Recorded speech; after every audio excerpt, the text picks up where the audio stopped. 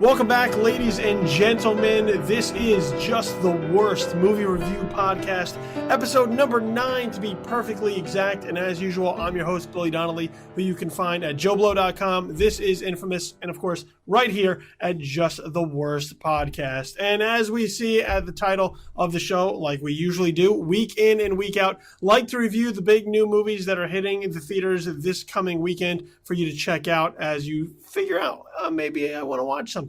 So we like to kind of give you some insight into what is out there and whether or not you should check it out based off of our opinions. And as we do once again every week, bring in a kind of rotating crop of new critics. So bring you different perspective, different point of view, different mindset to kind of dip into the different films that are hitting the theaters. So it's not the same people telling you the same thing all the time. And this week, as usual, went out and got ourselves a good one. Somebody who's been at this for a long time and knows who they're talking about. So joining us here on the show this week, Erik Davis, the managing editor of Fandango and Movies.com. So Erik, man, thank you for taking the time out of this incredibly hectic and busy Thanksgiving week.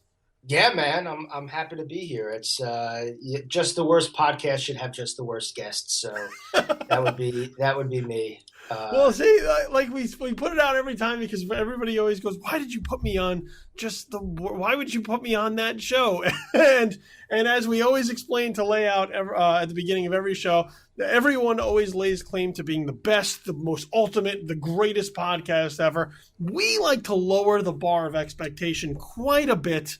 And be a little self-deprecating, and we will take the claim that no one else wants, which is that we're just the worst. But look, we don't just take people off the street out of nowhere. We take people who know what it is that they're talking about. So, Erik, just to let everybody know, just kind of lay out your credentials, how long you've been doing this for, and so they can see that you know what you're talking about here this week.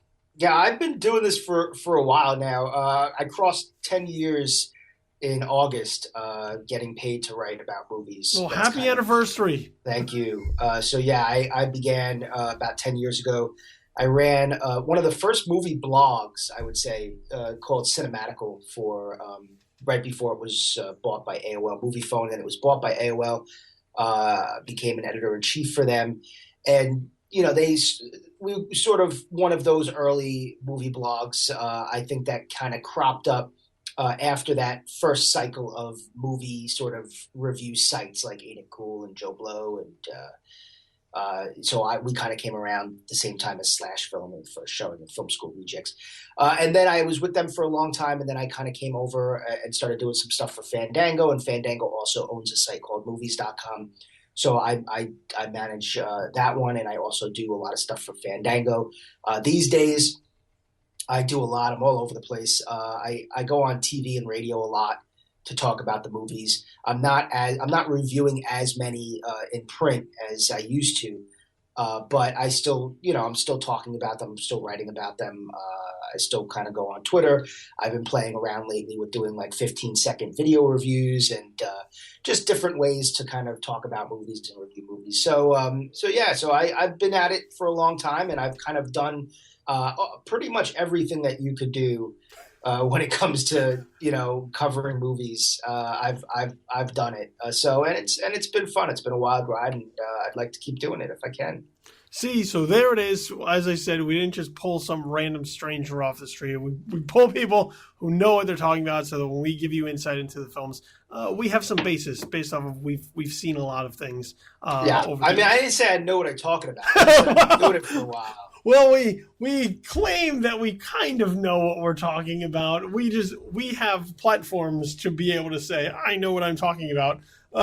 Whereas everybody else just does it this week in particular, just kind of sitting around the table with family and friends. So we got two films this week that we're going to talk about. These are probably the two biggest films that'll be hitting theaters here over the Thanksgiving weekend. So if either of these two have caught your eye and you've been wondering about it, well, we're going to break them down for you as best we can. So there may be a spoiler or two thrown in. So proceed with caution. Sometimes that's just the way it is in order for us to really get into what these films are about and how they play. So just just know that going in. We may get into one or two along the way. So the film that we'll start out right now is, I think, one of the more hyped films of this year, a film that people seem to really be getting behind, and kind of has to do with its legacy and where it's come from. And that is the film Creed, which is the pseudo sequel of sorts to the Rocky franchise. That would make this the 7th film in the Rocky lore, I guess, so to speak. And this one follows Donnie Johnson, the son of the former heavyweight champion and the late Apollo Creed, as he enters the world of boxing and tries and ultimately sucks in Sylvester Stallone, who reprises his role as Rocky Balboa, kind of later in his life journey, far removed from boxing, but feels sort of a familial obligation to get involved with this young kid who, once again, was the son of one of his best friends along the way. And kind of going back earlier into the Rocky franchise, deep connection between Rocky and Apollo from kind of their start up until Apollo's end. So as a result, some of that comes into play. And you're looking at a film that feels like a Rocky film in many ways. Here, though, dealing a lot more with identity and kind of carving your own path as you become your own person and step out of the shadows of your parents and maybe what it is that they had done. So Creed, directed by Ryan Coogler, and once again, Michael B. Jordan plays Donnie Johnson with Sylvester Stallone reprising his role as Rocky Balboa, and Tessa Thompson also in a supporting role here as well. So Erik, right off the bat, Creed, what did this film do for you? And were you as seeing the hype for this film and kind of the excitement leading in as I was? Yeah, I was, and I loved it. I really love this film. You know, I'm a Rocky fan. I really like a good amount of the Rocky movies, but I definitely feel like it stalled and for a while. I enjoyed Rocky Balboa for what it was. But what I think is so great about Creed is that, you know, Sylvester Stallone kind of stepped away from the franchise in terms of writing. He didn't direct this one either. You know, it's all Coogler, Ryan Coogler. And I think that allowed him to really focus on playing Rocky and delivering a performance sort of on par with when he first started playing this character. And I think that the script is really smart in the way they do it. You know, I think technically it's a spinoff, you know, focusing on Apollo Creed's illegitimate kid. But I think that what really resonated with me the most is not only is the boxing just brilliantly directed. I think it's the boxing that's in it is fantastic. It's edge of your seat stuff. It's really, really good. I felt like some of those later in the later Rocky movies, the boxing got a little cartoonish, especially Rocky V, street brawl outside, you know, the bar, and Rocky Balboa. I can't even that match, but in this one, really great. And I like how Rocky's kind of fighting a different kind of fight this time around, and without spoiling anything. And I think that this is the weakest we've ever seen Rocky. And because of that, it's a Rocky that we've never seen before. We've never met before. And so it kind of gives the audience a chance to sort of learn a whole new part of this character that we're already invested in, that we've been invested in for a long time. And I think Rocky is just the kind of character that people want to root for, no matter what. I think there are some characters that get into their 5th, 6th, 7th installment, and audiences are just like, really? Come on, they're making another one. But Rocky, you know, yes, there's a sense of like, really? But we go in and we want to root for the character. And I think Ryan Coogler delivers a screenplay that is smart and that really kind of connects it, that lets Rocky sort of deal with some of the after effects of Apollo's death. I don't really feel like in the movies that came after Rocky IV, Rocky really didn't deal with Apollo's death as much as he probably should have. And so I think that this film really dives back into that. And I think that's one of the more emotional moments of the franchise. or the most emotional moments of the franchise have always been with Rocky and Apollo. And so I think that harkening back to that relationship and allowing Rocky to sort of make amends and to deal with a lot of the stuff a lot of the grief that he still has for his role in Apollo's death, I think really makes this film shine in a lot of ways. And so, yeah, it's just the kind of movie that, especially if you're a Rocky fan, that I think is one of the best, if not the best, since the original. Feels the most like the original. I love how Coogler makes Philly a character again.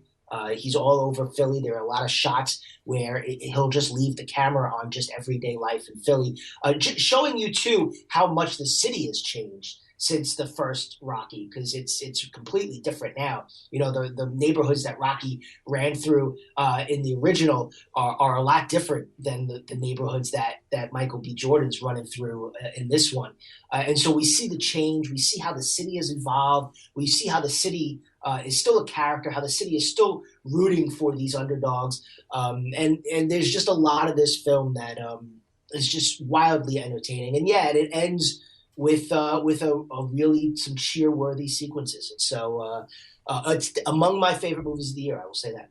Yeah, I would definitely agree with you that it feels, I mean, it feels like one of those earlier Rocky films. Something more in lines with 1 or 2, as opposed to 3 or 4, where they definitely are less grounded, much more cartoonish. You get, I mean, even, and I like the Rocky movies, with the exception of like 5, which we all just pretend didn't exist. But those, they started to get a little bit more outlandish, as you brought in Mr. T, as you brought in Ivan Drago. They became like these larger than life kind of characters that Rocky was dealing with. And they just became like kind of good versus evil boxing movies in a way.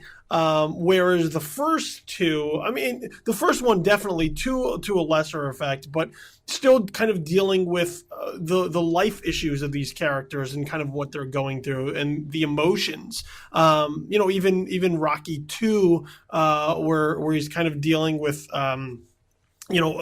becoming this star a little bit and figuring out, becoming a father and all those kind of elements, that gives Rocky some humanity as opposed to just being a guy who fights in the last fight of the picture.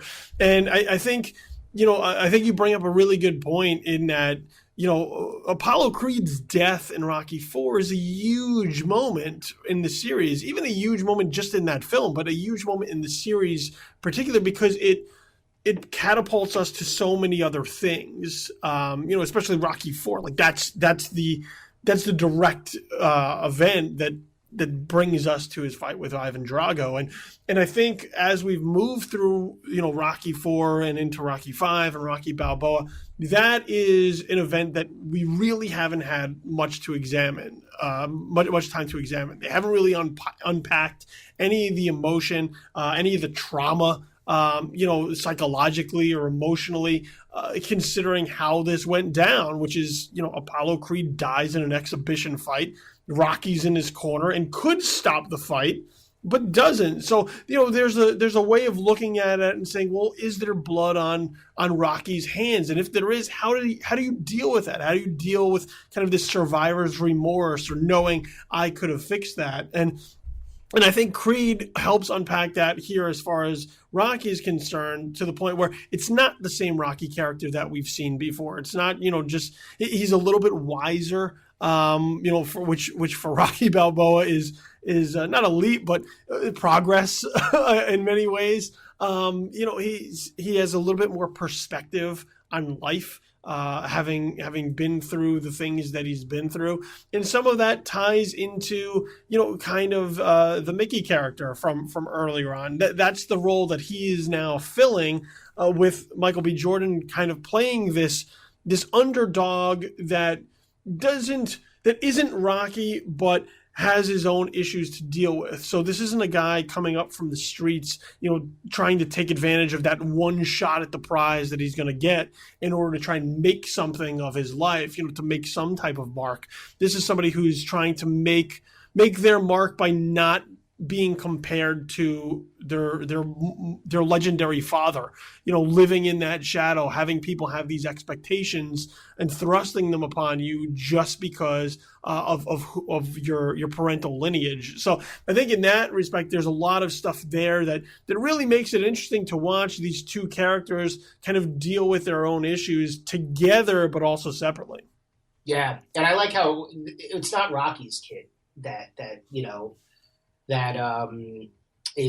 is going through this, which I like. I like how they made it Creed's kid, because I felt like there's a much stronger emotional dynamic to deal with there, on both sides of it, and it's great, and I really like. I thought Ryan Coogler did an amazing job directing. This is another time that he's with Michael B. Jordan. I think the two of them are really doing some good stuff right now with Fruitvale Station and this one. And I think Coogler is going to emerge now as a director that is one to watch. And I imagine, this week, I think we're already kind of seeing some stuff is like, oh, maybe he'll direct Black Panther, it's this, but I think that we're going to now, this is a guy that's probably going to be getting some offers for some big stuff. And so we'll see where he goes with that. But this is a movie that, could have been really bad. They could have really jammed it up. And, some of these spinoffs aren't as successful as others. This one does a really good job. And it just goes to show you that, if you have a smart script and you have a good filmmaking team behind it, then you can deliver something that, it manages to evolve a franchise with that, but taking it in a new direction. Now I'm curious, this is going to hit and everybody's going to love it. It's probably going to make a bunch of money. And then it's, now we have a Creed franchise. So I think that I would be more worried about where they go now with this franchise without trying to mimic exactly where the Rocky franchise went, because it's pretty safe to say it's like, okay, now we deal with a rising star, the conflicts that he has. Now we deal with a guy that's just, beyond celebrity and, and is fighting, Hulk Hogan. And it's almost like, because the Rocky franchise, you could see the direction that it went. It made sense, the direction that it went in. But then again, you look at boxing today where it's sort of a sport that isn't where it was when Rocky II, Rocky III came out. So I'd be curious to see if future sequels of Creed really examined that aspect of it as well. And Tessa Thompson too. I'd like to mention her too, because she's really great. She's an actress I've been watching as well, and she's also very good in the film. Very different from Adrian. If she's Jordan's Adrian, this Adrian is not shy and sort of to herself and wimpy and needy, like Adrian was in the original. This Tessa Thompson is very tough and independent and doesn't need a man and has some flaws that could kind of steer her away from her dream, but she conquers them and she goes right into it. So very, very modern woman. And I love her character in this one as well. Yeah, it's interesting because the film does have a lot of parallels to the first Rocky film. Like if you were to line them up against each other, you would see a lot of similarities along the way. It's sort of how the story is told. Not moments, as far as like just ripping them off, but just kind of the way that they're laid out, the way that the beats are set up, kind of the way the sequences happen and how the story is told. There's a lot that's very familiar there, and you can kind of see how they would run parallel to each other. And I think that's one of the strengths of this film, though, is that it doesn't rely on just being that film. It doesn't rely on the nostalgia.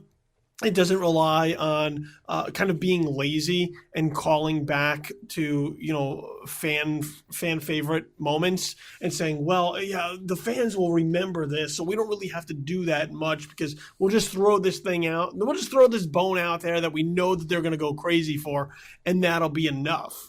Creed works with some of those older elements while also introducing things new. So there is this warm, cozy feeling of familiarity to it, while also a freshness to it. And I think, when we bring up these spinoffs, that the studios like to kind of dip into. Too many of them wind up being rooted in nostalgia and wind up being rooted in trying to recapture that feeling that people had 15, 20, 25 years ago.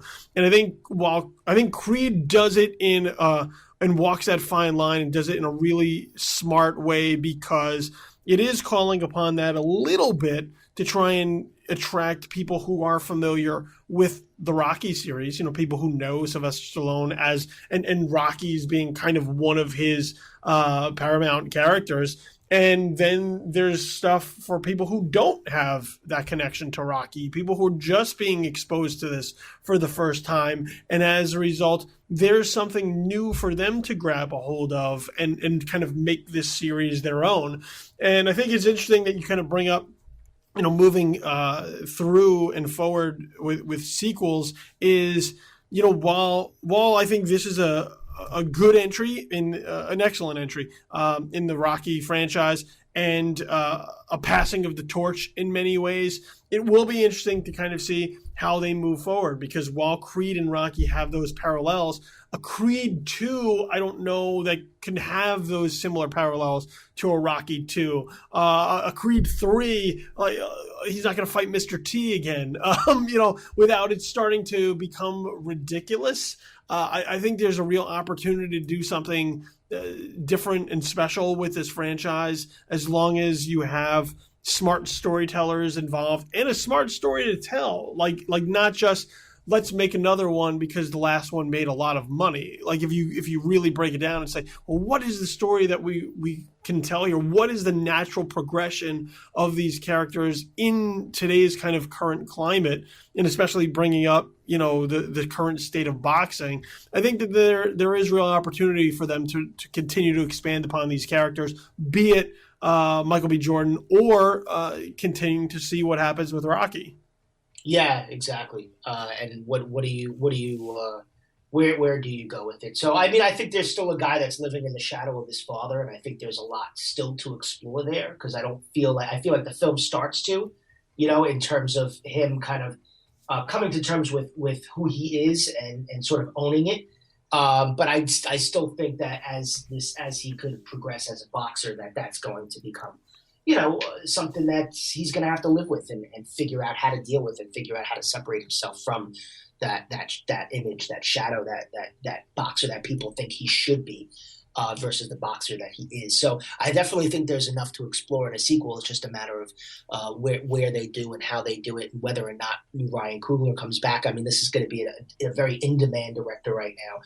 After this movie, I think a lot of people are going to be throwing stuff at him. And so, is this a franchise that he wants to own? Is this something that he wants to come back to? And Michael B. Jordan as well. So, we have to see what he does. And one last point I wanted to make on the film that I really, really loved, probably some of the most that I loved of this film, was the way Coogler plays with the Rocky cues, the music cues that we know and love. And, you talk about nostalgia, and, they could have just been Rocky music all over this movie. But Coogler is really restrained with those classic, iconic music cues, and he brings them in at very specific moments. And it's only like a little bit of it. He gives you a taste of it. And other than that, it's kind of just a score that feels like it's evolved from those original movies. And so the music in it is a really, really great part of this film. And when it kicks in at those times, I remember when certain cues of the Rocky music kicked in, the audience I saw it started cheering, because it's almost like you're waiting for it the whole movie, and it kicks in at just the moment you want it to kick in. So he did a really great job with the music in it as well. Yeah, I think that's a strength to it. I think the chemistry of the characters is a strength to it, because in any underdog story, you have to have characters that feel like they have to overcome something. And I think with Coogler, the story that he's telling here and the chemistry between Donnie Johnson and Rocky, I think, is fantastic, because there is this generational thing, but there's this bond that's instantly formed between them, and watching them interact, I think, helps you care about these characters. It helps you their journey resonate with you because you're feeling what they're going through. You like watching them be together. You like watching how they act with each other.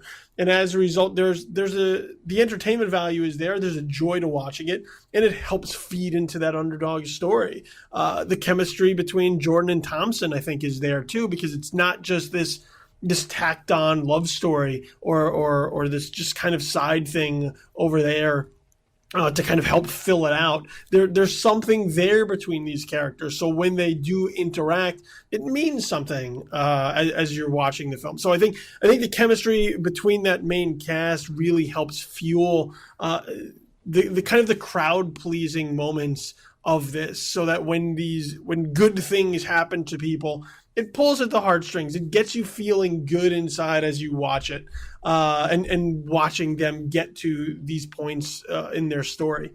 If there's one drawback I would say that I found in the film, though, and there was one, as we kind of heap praise on this, I did find the final fight to be slightly underwhelming.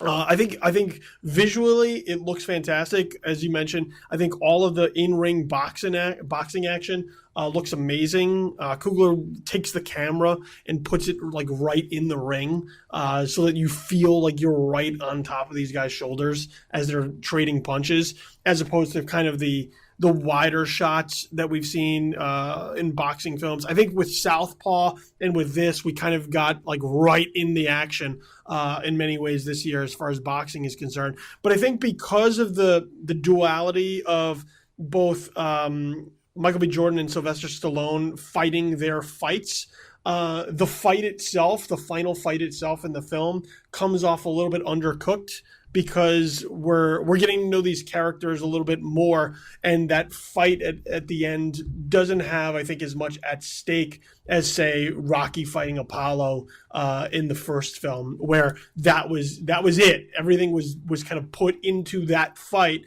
I think these two guys are fighting a different fight, and those fights, the character fights that they're fighting, take precedent and are much more important. So as a result, when you get to kind of the actual in-ring boxing fight that kicks off the end of the film, that I didn't think carried as much weight for me as I would have liked it to.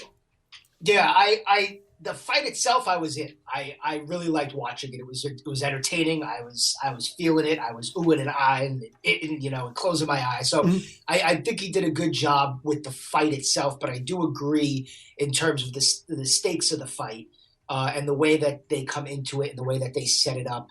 And the person and the other guy that he's fighting. I feel like that's a sort of a side story that dips in and out of the film, and that we don't really care about because we're so invested in Rocky and Creed and their story. So I do agree that I didn't feel as much sort of when it came to that fight. I wasn't like, oh God, finally we're here. It's been building up to this moment the whole movie. I don't feel that because he's sort of thrown into it. Once he, certain circumstances are revealed. But that being said, I thought the fight was directed really well. I thought it looked great, and it has those up and downs that you want it to have. And how do you make it different from, Rocky fighting Apollo and some of these other fights? It's there's only so much you could do with just a boxing match. And I think that they do deliver a visceral experience when you're watching these two guys go at it. It's just a matter of, you don't care as much about who he's fighting than maybe you did when Rocky was fighting Apollo. But that being said, that's something that maybe they could build up upon as we move further into this franchise, if we do, is to introduce a character that sort of we can invest in as well, that when they fight, it means more than this fight meant to us. Yeah, there's little hints of it throughout the fight as far as kind of building the boxing universe that it could explore. They take some care into introducing other fighters, other contenders, kind of what their place is in the boxing world that in the film don't really hit as well, but in the grander scheme of things, may be much more meaningful as they progress forward. So I would agree that there is something there that I think, as we kind of move away from the character identities and kind of figuring out their place in the world, I think the boxing itself will become a little bit more prominent. But yeah, I think it does look amazing. It just didn't get at me as well as some of the other fights have in the Rocky franchise. No. So with that said, two high recommendations though for Creed. It is a crowd pleaser. If you are any fan of any of the Rocky films, any of the entertaining or good Rocky films, if you're somehow a fan of Rocky V, you definitely will love this because there's no place but up to go for you. But if you're a fan of any of the Rocky films, I think Creed will be right up your alley. So the next film to move on to is The Good Dinosaur. This is the latest from Pixar and Walt Disney Pictures about a dinosaur. I mean, this brings into play this idea of what if the dinosaurs had never become extinct, and millions of years after they were supposedly all killed, dinosaurs and man, in a way, kind of cohabitate. And here we get a story of Arlo, who, much like in Creed, trying to kind of carve out his place in the universe, figure out who he is in order to step away from his family, step away from his father, and kind of make his own mark on the world. This one directed by Peter Sohn, who replaced Bob Peterson as this film was kind of developing, and features a voice cast of Raymond Ochoa, Jack Bright, Sam Elliott, Anna Paquin, and many others. So, Erik, The Good Dinosaur, this felt kind of like a Disney Pixar film that hasn't received as much attention and as much push as previous Disney Pixar films. Why do you think that is? And did it kind of manifest in what you saw on the screen? Yeah, it's pretty comical how similar it is to Creed, to be honest with you. Just in terms of a character sort of getting out under beyond the shadow of his father and becoming his own sort of I guess in this case dinosaur, and growing up and moving on, evolving, and sort of, it's not so much, sometimes it's not the family you're born into, but the family that you make along the way, on some of life's many adventures. And so, this is kind of like the kids' version of Creed. I guess if Inside Out is the one that wins the Oscar, maybe The Good Dinosaur is the one that wins your heart. It's sweet, it's simple, it's a little scary. And it's not as, I think, complex. It's interesting coming off a movie like Inside Out, which is so complex. You feel like every second of that movie is mined for, a joke or, a piece of plot info, or there's just so much imagination in that film.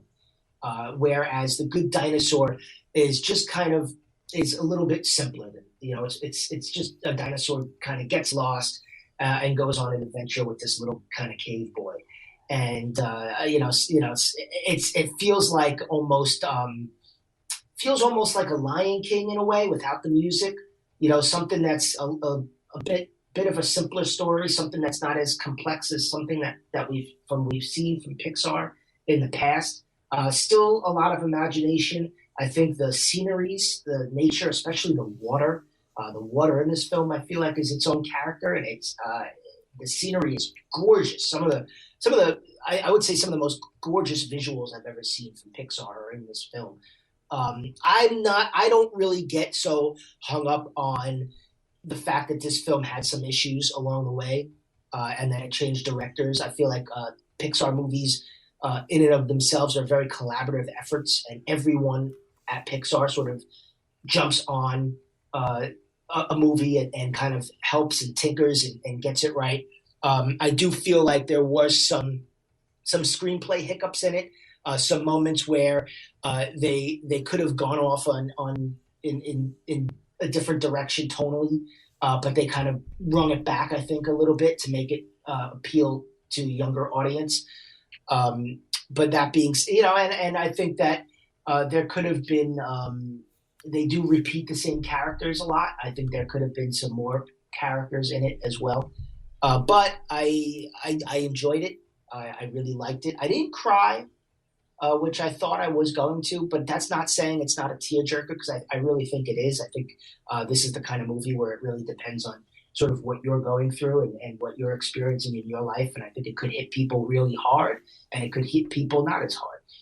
But I definitely do think it's worth seeing. I don't think you're going to walk out and be like, oh my God, that was the greatest Pixar experience ever. But I would almost rather get a Good Dinosaur over definitely over a Cars sequel, or over really any Pixar sequel. I would rather watch a Good Dinosaur, just a movie that's got a lot of fun imagination and a lot of heart to it. Yeah, I could not agree with you more as far as the visuals on this thing. When I walked out of the theater seeing this, I turned to my wife and I said, I would really love to see Pixar make a nature film. Like one of those Disney nature films, you don't even have to go out with the cameras and shoot the actual nature, just recreate it in the Pixar studios. And I think it would look amazing. There is so much to look at here, as far as kind of in these photorealistic settings, from the rocks to the water. You have pine trees just were in the background. You just see the pine needles bristling in the wind. It's amazing. There's a waterfall sequence that you look at. It looks like you're looking at a waterfall, like a real life waterfall in front of you. And lightning strikes and all of these things where you look at it and you're like, wow, this thing looks amazing. And then part of it I found jarring was, you have something as photorealistic as that, and then the dinosaur characters almost feel photoshopped on top of it. It's a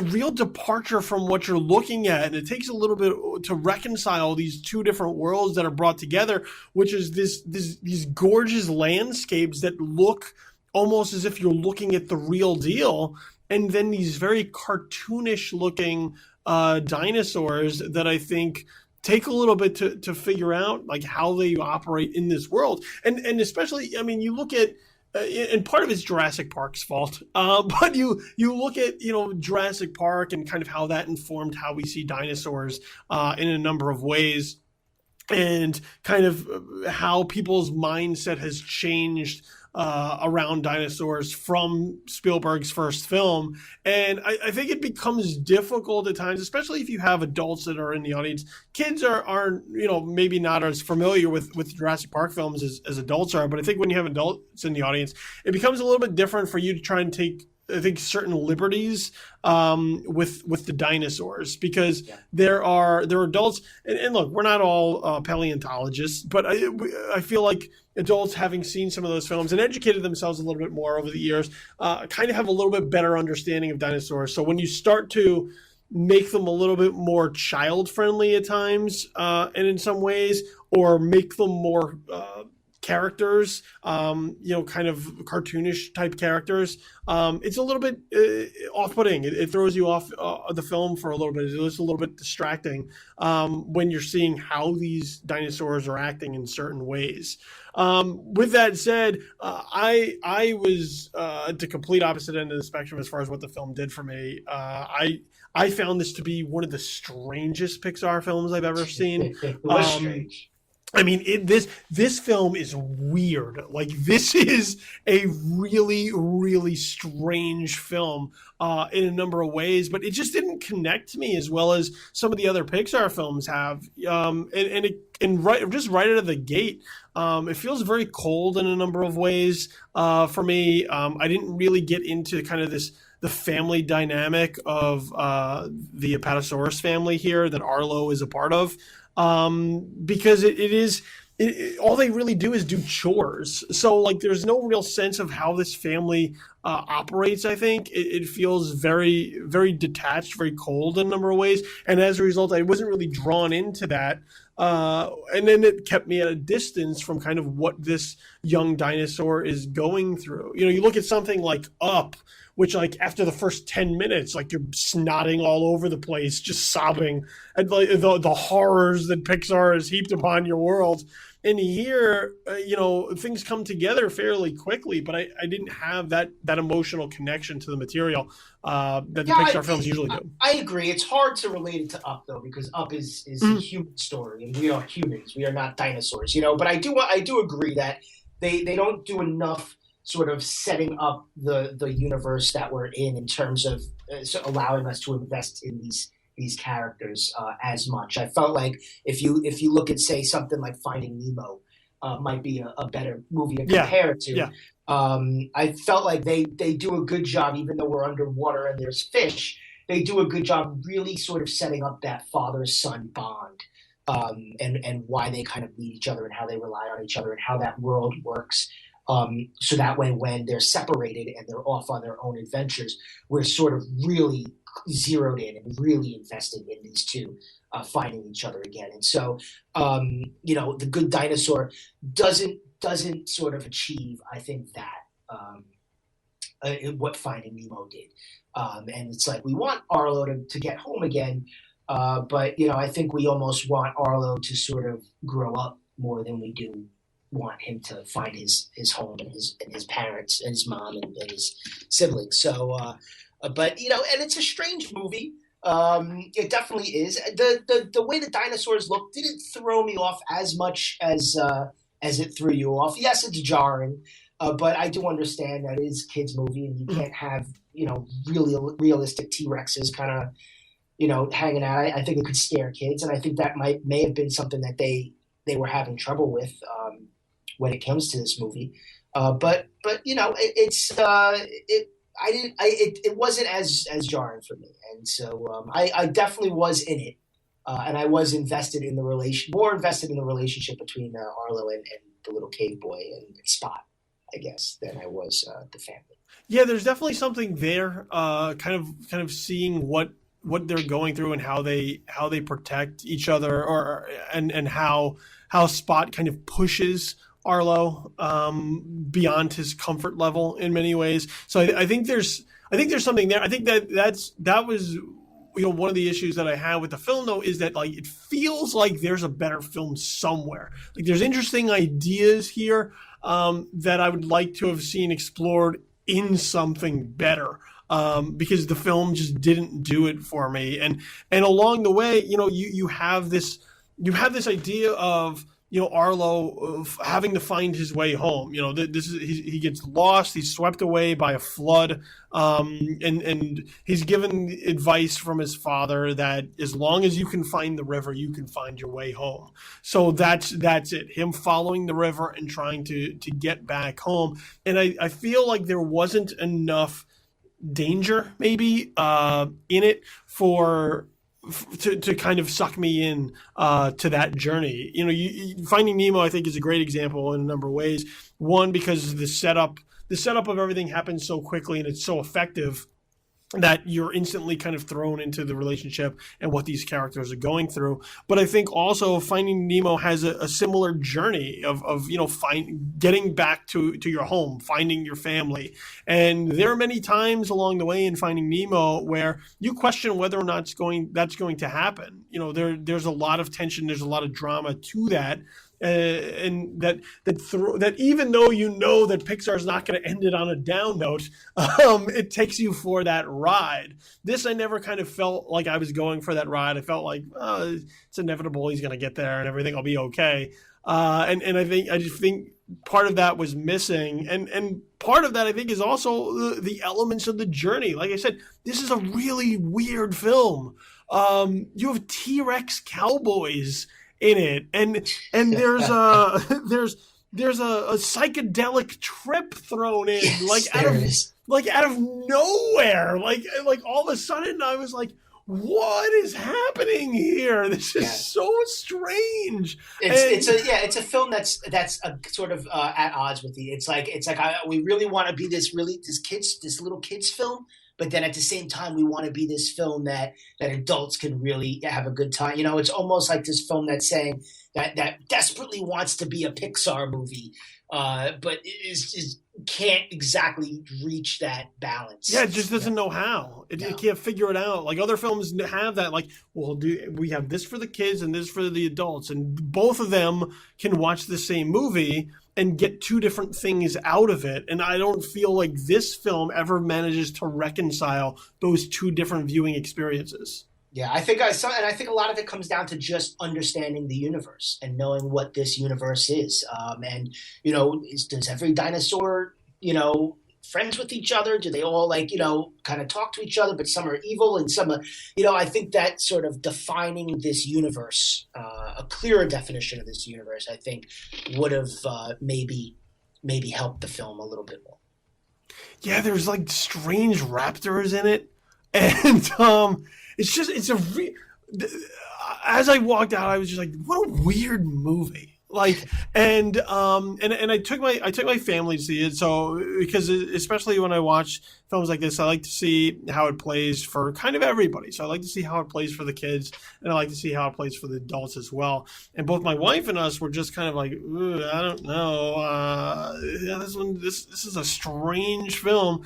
And I never got the feeling that my kids were into it, and they've seen basically every Pixar film that's out there, huge Disney fanatics, and I never got the sense that they are having fun with it, that there was anything exciting for them to kind of get into. It kind of just was what it was, and I asked them, did you like it? And of course they say they do, because kids of a younger age seem to like everything that's put in front of their eyes. But I never got the sense that it played as well for them as other films have, where they came out and they couldn't stop talking about it, or they were super excited about it. I think this film kind of just is there. I feel like Disney is kind of just, they're releasing it in November, and there's nothing else like this around, and as a result, like, they'll do solid numbers at the box office, like all family fare does. But I don't see this one having kind of the long-standing appeal that other films that they've made along the way have had. I can't see kids saying, like, I have to go back and watch the Good Dinosaur. Daddy, can we watch the Good Dinosaur again? I just don't think it's that kind of movie. No, it's simple and sweet and weird, but it doesn't exactly pop like other movies that have come out from Disney around this time, like Wreck-It Ralph or Big Hero 6, and even Frozen. Those are the kinds of movies that we've been getting from Disney Animation this time of year. This year we're getting a Pixar movie at this time of year, and it doesn't exactly pop like those movies, and it doesn't have a ton of sort of side characters that are stealing scenes left and right. I think by the time we finally get used to the fact that these T-Rexes are cowboys, I think a lot of that time we're getting used to them. By the time we do get used to them, they're gone. So it's there's not as much, I guess, sort of flavor that we've come to expect from all Disney movies, not just Pixar, but also Disney Animation. But beautiful to watch. A lot of the scenery is great, and it is sweet, and it is heartfelt, and it is strange. But I still think it's worth seeing. It is a Pixar movie, and I do think you should see it. Yeah, I cannot emphasize the strangeness enough of this film. It's so weird along the way. I mean, even as we bring it up with the T-Rex cowboys, I mean, you have T-Rex cowboys that are herding cattle, like carnivorous creatures who have meat right in front of them, they just usher them along the landscape. It's so bizarre. Like you said, I think some of the way that you view dinosaurs and how we've been informed of dinosaurs over the years, I think this tries to kind of circumvent some of that, and I don't know that it necessarily works, because when you look at it, you go, That's not how dinosaurs behave. And like you said, it's confusing in the way, like, are all the dinosaurs friendly towards each other? Like, they're not extinct. Have they figured out how to just coexist? And as a result, everybody's okay unless somebody's stepping out of line and doing something bad. So it is a very strange universe. I think visually it is amazing. But this would be one of the Disney films, one of the Pixar films that I am kind of hesitant to recommend. I think if you're an adult and you just want to look at gorgeous nature, I think that's there. I think from a technical standpoint, there's some really incredible things to just look at. But I just get the feeling that if you take your kids here on Thanksgiving weekend, and because it's a good day off for the family, I just get the sense they're going to be bored by it, and they're not. It's not going to do what you hope it would do based off of the pedigree of Disney in the past. Yeah, no, I can see where you're coming from, definitely, and I think. I think that a lot of it does come down to the rules of the universe and the fact that a lot of these characters, a lot of these bugs, and we don't know what they are, we don't know what they can do, and so we don't know how to react to them. And I think it's it's funny. You look at a film like this, and then you look at Zootopia, which is coming out from Disney Animation in a few months, and this is another world where it's like humans don't exist; it's just an animal world. But they're going to great lengths to sort of create that universe and set up that universe and show the parallels to our own universe and how these different animals interact with each other. And so I think that this film could have been more successful if it really did a better job defining its universe for people. Instead of just saying, okay, this is millions of years after the dinosaurs didn't go extinct, so you're sort of trying to figure out, okay, so dinosaurs have evolved in some way in millions of years. And I guess they've evolved to the fact that they're now cowboys. Yeah, it's as if the film wants to have it both ways. So it's just this film that just trying to be too many things at the same time and can never does one of those things remarkably well, and as a result, it just kind of feels like this jumble as we go through, and once again, just a strange film. If I thought the Cars films were strange in retrospect, like how do these cars exist? Why do they need to drink booze? Like, I don't know. This I think is right up there. It is. That's actually a pretty good comparison. The two Cars. It kind of felt, for me, I felt like a Cars to me in terms of the way I felt after I watched it and while I was watching it. It was entertaining to a certain degree for me, and I did did definitely kind of was sympathizing and rooting for Arlo and his little spot, but it did not resonate with me like a lot of Pixar films have resonated. So I give you that. I would agree with you there. So to recap. Creed, once again, the 7th film in the Rocky series, sort of a pseudo sequel / spinoff. Both of us highly recommend it. I think there are some minor issues that will ultimately be corrected as we go. But as far as a crowd pleasing Thanksgiving movie to go see, as anyone who's a fan of either boxing or the Rocky films, I think that right there will do something for you. The Good Dinosaur. A little bit more mixed. Erik is a little bit higher on the film, recommends it. I am hesitant. I think there could have been a good film here. It's not here. Visually, I think it's amazing, but I think it leaves a lot to be desired as far as character and the stories are concerned. And I cannot stress this enough.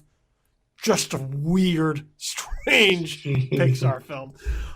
So with that said, that's going to about do it for the show. So before we get out of here, Erik, let everybody know where they can find you on the interwebs. Fandango.com, movies.com, Twitter at Erik, Erik Davis, Davis. So there you go. And you can find me on Twitter at InfamousKid, on Facebook, facebook.com/BillyTheKid. And of course here, Just the Worst Podcast, on Twitter at JTW Podcast, and on Facebook, facebook.com/JustTheWorstPodcast. All the podcasts can be found on SoundCloud. URL in the process of going up. So once that's set up, RSS, Stitcher, iTunes feeds will all be there for you to subscribe as well. So in the meantime, though, SoundCloud, that's the way to obtain all of our Just the Worst podcast episodes. So we're going to get out of here. That's going to do it. Have yourself a happy Thanksgiving. Have yourself a safe Black Friday. And find yourself something good to go check out at the movies, because there's always something out there to see if you look hard enough. So for Eric, I'm Billy Donnelly. This has been Just the Worst Movie Review Podcast, episode number 9. Happy holidays. We're out of here. We'll see you later.